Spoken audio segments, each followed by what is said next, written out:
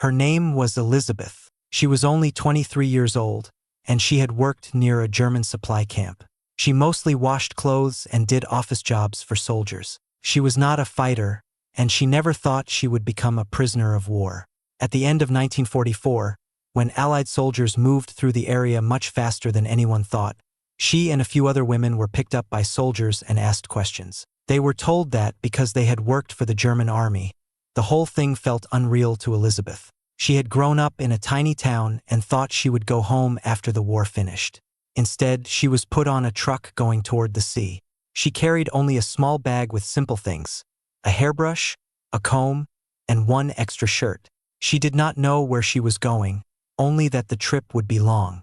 But before we go on, I want to say that this is a true story I found in World War II records. If you want more hidden stories from the past, please like the video and press subscribe and write in the comments which country you are watching from. It is amazing to see how far these forgotten stories travel. Okay. When the truck got to the port, Elizabeth saw the ship waiting. It was big and full of guards in uniforms and prisoners, men and women, all being put into different parts. Seeing the ocean made her feel uneasy. It felt like a wall between her old life and a future she could not imagine. Days on the sea went by slowly. Food was plain, but she saw the guards were not mean to them. They gave orders without yelling. Sometimes when words did not work, a guard tried to show something by pointing or using hands. Elizabeth understood that these men did not act like the enemies she had been told to be afraid of. They were just doing their job the same way she once did. Talk went around that the ship was not going to England or France. It was going all the way to America. Elizabeth heard it but did not believe it at first. America felt too far to be true. Some women said quietly that America had lots of food and no hunger. Elizabeth wanted to hope, but fear stopped her. When the ship finally went slower, a voice shouted that land was close. Every prisoner, including Elizabeth, went to the rails. Some climbed on boxes to see better.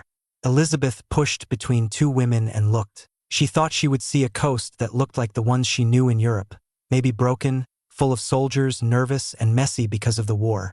Instead, she saw a port that looked neat and busy. Nothing about it showed a country that lived with bombs or fear. Elizabeth could see big cranes lifting things from ships. Workers used machines at a calm speed, not scared or tired. Trucks waited in lines to pick up things. People on the docks worked without looking around or jumping at far sounds. Everyone looked busy with their jobs, and nobody seemed afraid for their lives. It was a normal work day for them, even though a ship full of war prisoners had just come. She tried to look at everything at the same time. Big cloth signs showed the names of buildings. Guard places were there, but the guards near the docks acted relaxed. They leaned on rails, talked to each other, and sometimes pointed at the ship to show workers where to put the walking bridge. They were not nervous. They were not yelling. They were not hurrying. Elizabeth understood what she was seeing. This place had normal daily habits. Normal habits meant the war did not touch their everyday lives. The thought was hard for her to accept. She had spent years waking up to air raid alarms, running to shelters, and walking past broken buildings to work. She thought every army place would feel crowded and worried like in Germany. Everything here looked calm, expected, and safe. A guard spoke to the group of women with a helper who translated. They would get off the ship soon and go through checking steps. The voice was giving information, not giving hard orders. Elizabeth listened hard. She did not want to miss anything. Her stomach felt tight when she heard they were really in the United States. Even though she had guessed it on the trip, hearing it for sure made it feel more real. She was farther from home than she ever thought possible. When the ship stopped at the dock, she saw how clean the workplaces were. No trash in corners, no broken tools, no signs of things left bad. Everything had its place. Workers cleaned tools after using them. People wore uniforms that looked new, not fixed many times. In Germany, especially near the end of the war, things were used until they broke. Here, nothing looked old or ready to break. Elizabeth looked at the trucks on the dock. They were big and moved without stopping. She had heard months before that America had endless fuel. But seeing trucks move without any problem made her understand the real difference. It was not just lots of fuel. It was steady life. Steady life changed how people acted, how they worked, and even how they walked. The moment she stepped on the walking bridge, She felt the hard ground under her shoes. She felt watched but not in danger. Guards stood close, but they stayed at a proper distance. They did not push or hurry the prisoners. They only showed where to walk. Elizabeth walked with the others. For the first time in a long time, she was in a place not full of war damage. It made her feel small, unsure, and strangely calm at the same time. She could not stop thinking one thing: they have no idea what war really feels like the way we do. When Elizabeth and the other women got to the camp, the guards led them into a long building. Everything happened in a calm order. No yelling or mess. The women were put in lines, and each line walked to a table where American workers waited with papers, typing machines, and folders. Elizabeth looked around slowly. She wanted to know what would happen next. She saw that the camp workers acted like they had done this many times. They did not hurry, and they did not look angry or tired. Their calm way gave her a small feeling of safety, even though she was still scared about the future. When it was her turn, an officer asked her name. He spoke slowly because not all prisoners knew English. A person who spoke German said the question again for her. Elizabeth told her name, and the officer typed it on a paper. The typing sounds were fast. Each sound felt final, like putting her name inside a system she could not change. She was asked her age, where she was born, and what job she had before. The helper said each question again. Elizabeth answered truthfully because she saw no good reason to lie. She could tell they were just collecting facts, not trying to scare her. After the questions, she was sent to another table where she got a small name tag with a number. The officer said the number was now connected to her file and she would use it to get food, things, or work jobs. Elizabeth did not like being just a number, but she knew it was not personal. It was just their way. Next, she got camp clothes: strong pants, a shirt, and a jacket. The cloth was rough but clean. She also got bed things, blankets, and a pillow. The guard gave everything without a word. Elizabeth was surprised how clean everything was. She remembered the shortages at home where every piece of cloth was used again, fixed, or cut up. Here, everything seemed easy to get and kept nice. The guards took the women to a room where they could wash and change into the new clothes. For the first time in days, Elizabeth used water that came from pipes. She washed her face and hands slowly because she did not know when she would have clean water again. The new clothes were loose, but comfortable enough. When she folded her old clothes, she felt a strong feeling of leaving her past. The new clothes meant she was not just Elizabeth anymore. She was a prisoner in a strange country. After changing, the women were taken to the eating room. There, Elizabeth got her first camp meal. She watched workers put food on trays in a neat and same way every time. No one grabbed or pushed. No one shouted. When her turn came, she got soft white bread, a piece of butter, jam, warm vegetables, and potatoes. When she sat and took the first bite, she had to stop. She had not tasted bread like that in years. In Germany, food had become dry, small amounts, no taste, made to feed many people with very little. Here, everything tasted fresh. It shocked her that simple bread could touch her heart so much. She looked around the room. The other women felt the same. Some ate slowly, scared to look hungry. Others quietly wiped tears because real food brought back memories of life before the war. A guard stood near the door watching, but he stayed far enough away. It was clear his job was to watch, not to bother. After eating, the prisoners were taken outside to their sleeping houses. The building was simple and useful.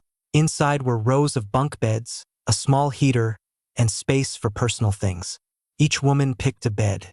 Elizabeth put her blankets on the bed and made it flat. She sat and breathed out for what felt like the first time that whole day. The room was quiet. No alarms, no far bombs, just the sound of women getting comfortable in a strange but safe place.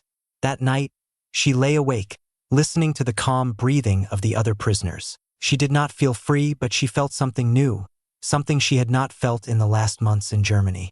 She felt that tomorrow would follow a plan. She would eat, she would work, she would sleep. The war could not break these things here. The camp plan gave her something she had lost, knowing what comes next. In the days after, Elizabeth started to learn the daily plan of the camp. Everything followed a fixed timetable that was written on a board outside the sleeping house. Wake-up time, breakfast, work jobs, breaks, evening time. It was all written clearly. The guards did not let anyone break the rules, but they did not treat the women badly. Orders were short and clear. Hand signs helped when words were hard. The plan let the prisoners know what would happen each day, and that calm slowly made the tight feeling in Elizabeth's stomach go away. Work jobs were different for different people. Some women put clothes in order, washed plates, or cooked in the kitchen with someone watching. Others were taken outside the camp to help on farms, picking vegetables or putting crops in order. The guards walked with them on the way, but they did not shout. Elizabeth got a job in the sewing room because she knew how to fix clothes. The room had tables, sewing machines, and baskets of cloth. Elizabeth and a few women fixed uniforms and clothes for camp workers. The work was the same again and again, but she felt comfort because she knew how to do it. Putting thread in needles and following lines gave her something she could control. In her first week of work, Elizabeth saw something that surprised her. Sometimes a guard would hold up a torn sleeve or jacket and ask her, with the helper, if she thought it could be fixed. The guard was not testing her. He really wanted her opinion. For the first time since she was caught, she felt her skills were important. She was still a prisoner, of course, but her ability gave her a reason and a normal day. Meals came 3 times a day in the eating room. They were simple but always the same. Potatoes, vegetables, bread, sometimes meat. The amounts were fair, not tiny or thin. She could finish eating without feeling watched or hurried. After years of tiny food amounts and hunger at home, just knowing food would be there felt amazing. No fighting for it, no fear it would finish. In the evenings after work and dinner, the women could spend a few hours inside the sleeping house or outside in a small play yard inside the fence. Some played cards, others read or wrote letters. Elizabeth often sat on her bed and cleaned her uniform or fixed her blankets. It helped her feel steady in a strange place where everything was new. Over time, she saw small things that showed how different life here was from war Germany. Tools were not locked up. Things were not counted and given only a little. If something broke in the sewing room, a new one came. If guards told prisoners to stand in line, they did it without fear. No one ran to hide because there were no bombs or alarms. The camp had rules, but it also had things you could count on. Knowing what would happen slowly pushed fear away. The women made small friendships in the camp, mostly from work groups or the same sleeping house. Talks were quiet and careful at first, about daily jobs or old memories from home. They did not talk about the future because no one knew it. Elizabeth did not know when she would go back to Germany. She did not know what would be left, but she knew she would sleep in the same bed every night, eat at the same times, and work in a warm room with good light and working tools. As weeks went by, Elizabeth saw something again and again that surprised her. The food in the camp was not only regular, it was different every day. In Germany near the end of the war, meals were always the same and very little. Bread was dark and had extra things added to make it more. Butter was fake. Vegetables were old or cooked until no taste. Here in America, even simple meals tasted new. Once a week, the kitchen got things Elizabeth had not seen in years. Sometimes it was peanut butter, something she only knew from stories about America. Came in big jars and was thick. It stuck to the top of her mouth at first, and she did not know what to think. But soon she learned to put it on bread and eat it slowly. The taste was strange but strong, and she knew it gave a lot of energy. In Germany, anything that gave energy was very precious. Here it was just normal food. Another time she got cornbread with her meal. It was heavy and a little easy to break, and the taste was a little sweet. She had never eaten bread made from corn. In Germany, corn was only for animals. She looked at the piece on her tray at first, not sure if it was dessert or bread. When she bit it, she liked the mix of sweet and normal taste. The women at her table talked about it, trying to decide if they liked it. Elizabeth did, felt warm and made her full. There were days when the kitchen made soup with beans, carrots, and bits of meat. The liquid was thick, and the food kept a person full for hours. Elizabeth saw that many American meals had a lot of strength food, not just taste. It was useful food made for long work days. She liked that it was different from German food, which often had sauces, potatoes, and known spices. American food seemed easier, heavier, and made to work hard. Sometimes the guards let extra baked things from the staff kitchen go to the prisoner food line. Elizabeth remembered one day when muffins came. They were a little sweet, and some had dry fruit inside. The women looked at them like they were special. Elizabeth held hers gently. It felt wrong to take something that looked costly like a treat. She ate it slowly, feeling every bite as proof that normal nice things still happened in the world. On some weeks, the prisoners got fresh fruit, one piece each person. Apples were the most common. They were hard and made a loud sound when bitten. In Germany near the end of the war, one apple might be cut for many people in a family. Here, it was given without thinking. Just biting fresh fruit without worry about saving felt strange to Elizabeth. She always ate the fruit last in her meal like a prize. Over time, Elizabeth saw that food did more than stop hunger. It made people calmer. Talks at meals got longer. Some women started to tell about their families, homes, and life before the war. Elizabeth listened to these stories while eating food that showed her the world still had normal places. The camp still controlled where she went, but having enough food gave her back some pride. Over the weeks, Elizabeth started to see how the American guards acted.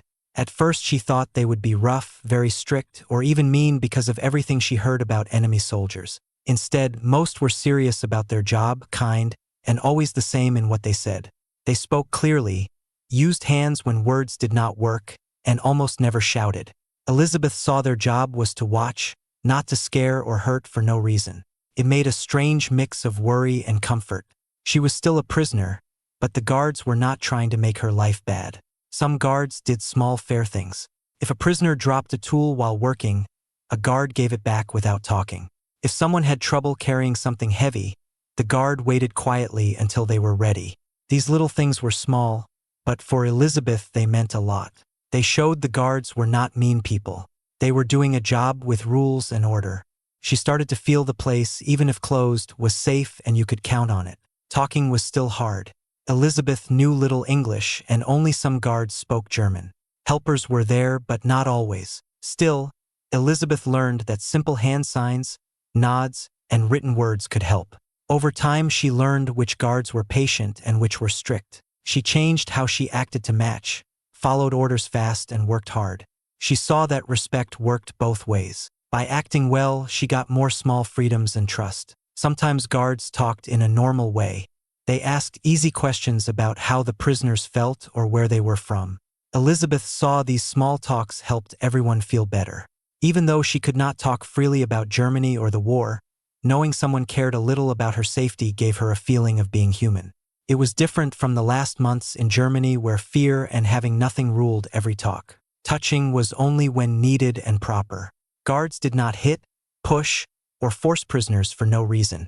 Punishment for breaking rules was done calmly and by the book. Elizabeth saw that first came a warning. If the person did not listen, a small punishment came, like extra work time or not going to some places for a short time. Even punishments were not hard or too much. They were fair, and Elizabeth could guess what would happen if rules were broken. Over time, Elizabeth started to see the guards not as enemies, but as people doing a hard job far from home. She never forgot they had guns and controlled her life, but she also saw they had to keep order and be fair. Their being there became part of the normal day she got used to, another thing she could count on. She felt that following orders and showing respect let her have fewer problems and more own space. Elizabeth also learned small things about trust. She could ask a guard to explain again if she did not understand a job. She could count on them to give tools or keep her safe while working. Even though the camp was a prison, the way guards acted let her get used to the place without always being afraid.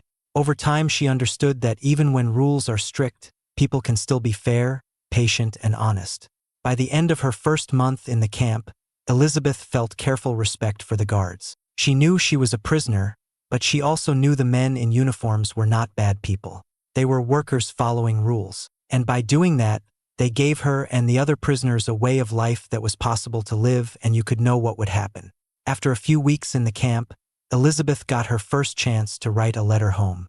It was a small paper and simple pens, but the chance to write to her family made her feel hope and worry at the same time. She carefully wrote her name, the date, and a few words about being okay in daily life. She did not write anything about politics or the war. She only wanted her family to know she was alive. Holding the envelope, she felt happy and scared. Would the letter get to Germany? Would her family even get it? Getting answers was harder. Letters came weeks later, sometimes missing parts or late. When Elizabeth finally got a letter from her mother, She could not believe it. The writing was fast and messy, but the words were clear. Her family was alive, but tired and living in hard times. Elizabeth held the letter tight, reading it many times, finding comfort in every word. Even far from home, those small papers showed her that family ties were still there after the war. News from Germany came slowly by letters and sometimes camp newspapers. Elizabeth learned about no food, broken homes, and cities hit by bombs. It was hard to read, but it helped her see that life in the camp, even with rules, was safer than what many at home had. Sometimes the news felt heavy, but she tried to think of good old times too. She thought of her parents, her little town, and the streets she walked before the war. The letters were a bridge between her old world and this new one. Writing letters also gave Elizabeth a feeling of doing something herself. Even if she could not change the war or what others decided, she could choose her words, tell about her health, and keep a link to home. These letters became part of her daily life. She would sit at a small table in the sleeping house, think carefully, and write slowly. It needed patience. She often changed words to make sure they were clear and would not make her family worry too much. Sometimes other women gathered to share letter news. They told when letters came, what they said, or what changed at home. Elizabeth felt comfort in these talks. Hearing others talk about their families reminded her she was not alone in worry, happiness, and hope. It made a quiet feeling of being together among the prisoners, something she did not expect when she first came. Through the weeks, the letters also helped Elizabeth keep a clear view. She knew she lived in a place where safety, food, and a roof were things she could count on.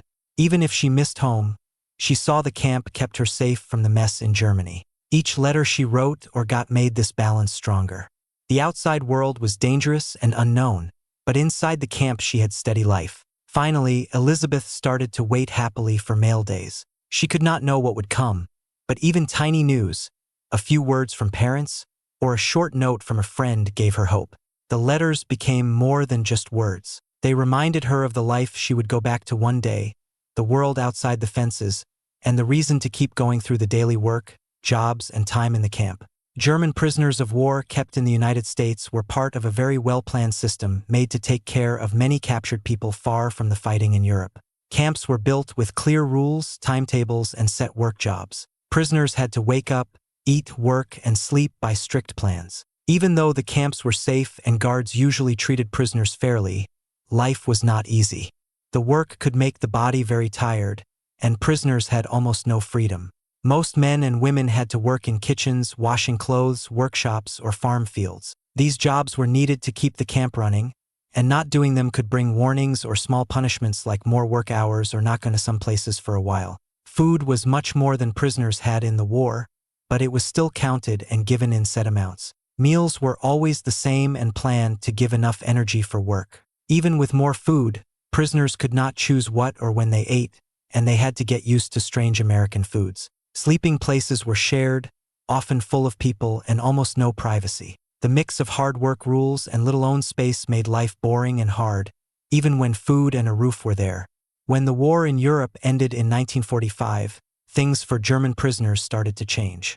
The United States got ready to send prisoners home. But it took time because there were so many people and moving them was difficult. Prisoners were put in groups and put on ships going to Europe. Many camps stayed open for weeks or months after Germany gave up, keeping the same plans and work until everyone could leave. When they got back to Germany, prisoners had new problems. Much of the country was broken by bombs, roads and trains did not work well, and simple things like food, houses, and doctor help were hard to find. Former prisoners often had to start their lives again from nothing. The American camp system had kept them alive and mostly safe, but it could not get them ready for the people, money, and feeling problems waiting in Germany after the war. Overall, the American prisoner system did what it was supposed to do. It kept prisoners safe, in order, and fed until they could go home. Life in the camps was strict and hard with very little own choice, but it was much safer than the last years of the war in Europe. The system made prisoners get used to strict plans, do needed work, and accept a lot of watching. By the time they went home, the prisoners had lived many months of controlled, ordered life far from home, and they came back to Germany healthy in body but facing the huge job of building their lives again in a country broken by war. The German prisoner camps in the United States left a strong mark on both the prisoners and the country that had them. For the prisoners, the camps gave safety, steady food, and doctor help that was often missing in Europe. Even though life in the camps was strict and full of work, many prisoners learned about order, plans, and daily ways that were different from the mess of war in Europe. The steady life helped prisoners stay alive in body and sometimes in feelings, even if going home again was hard. Many came back to Germany with new skills from the camp, like better farming, cooking ways, or fixing machines, that they could use to help rebuild towns. For the United States, the camps showed they could take care of thousands of enemy soldiers inside the country well. The camps were planned carefully to keep safety, work needs, and kind treatment in balance. Following world rules like the Geneva Agreements, American leaders learned how to plan food, work, and doctor care for many people, things that helped after the war with army and government work. The camps also helped money things. Prisoner work filled empty jobs because of the war, especially on farms and in factories, helping towns and keeping important things made. The memory of the camps went further than just useful things. They showed that even in war, strong safety and kind treatment could happen together. Stories from old prisoners told about fair moments, steady plans, and guards acting properly, things that were very different from the danger and hard times in Europe. For people who study history, the camps are an example of how to keep safety, work, and caring for people right during war. Even though the camps are gone now, their effects stayed. Old prisoners often remembered the steady, safe life in America with thankfulness and thinking.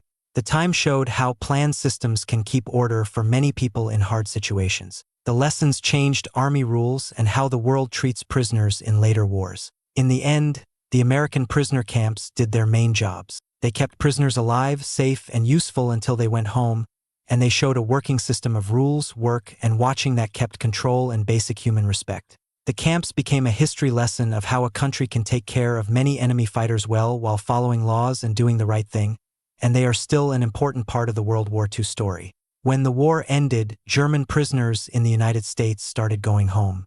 This took time because there were so many prisoners and moving them across the ocean was hard. Ships had to be ready, and prisoners were put in groups for safe travel. Even though Germany was not fighting anymore, going home was not easy. Many prisoners found broken cities, no food or houses, and towns that were not the same. Changing from the planned camp life to the unknown life in Germany after the war was hard, and for some it took months to feel okay in body and heart. Going home was not just a trip, it was also about people and feelings. Prisoners had lived with strict plans, known work, food, and watching. Going back to a country trying to get better meant meeting mess and having little instead of the safe place they knew. Even with these hard things, old prisoners often brought lessons from the camps. Waiting calmly, following rules, and useful skills. Many used these to help build Germany again in farming, building, or other jobs. The American prisoner system also left a big mark on history. It became an example of how a country could treat enemy prisoners by world rules while keeping them safe and using their work well. Stories from old prisoners showed that planned kind treatment could make less trouble, keep people feeling okay, and even give skills for life after war. People who study the camps say that even though life was hard, it was much safer than staying in Europe during war. In the end, sending German prisoners home closed a strange part of both American and German history. The camps had taken care of thousands of prisoners, kept order, and gave basic things, but they could not remove the long hurts of the war. For old prisoners, going home was both happiness and hard work, a return to a country that needed building again, where staying alive and getting used to life went on long after the last camp gates were shut.